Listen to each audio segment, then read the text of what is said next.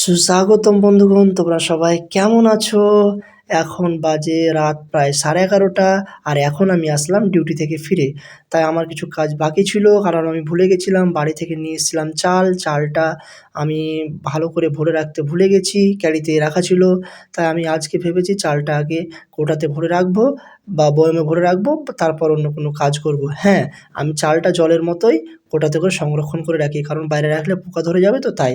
আর আমি চালটা কেন বাড়ি থেকে নিয়ে আসি বললাম, কারণ আমি এখানেও চাল কিনে রান্না করে খাই, কিন্তু বাড়ির চালটা নিয়ে আসি এই কারণে, কারণ বাড়ির চালের স্বাদই আলাদা, টেস্টই আলাদা। তাই আমি এখানেও কিনে নিই চাল, এখানেও চাল কিনে রান্না করে খাই, কিন্তু বাড়ি থেকেও নিয়ে এসে খাই, কারণ বাড়ির চালটা খেতে ভালো লাগে আর কি, তার জন্য। যাই হোক, চাল ঢালা হয়ে গেল, আমি ক্যারিটা রেখে দিলাম, কারণ পরবর্তীতে আবার বাড়ি থেকে চাল নিয়ে আসার জন্য কাজে লাগবে। তো যাই হোক, এবার আমি দেখাবো কিছু জিনিস তোমাদেরকে। এই যে দেখাচ্ছি, দাঁড়াও। এই যে এটা হলো আমার লবণ, যেটা আমি ইউজ করি। লবণটা সত্যিই ভালো এটা হলো আমার দেশলাই।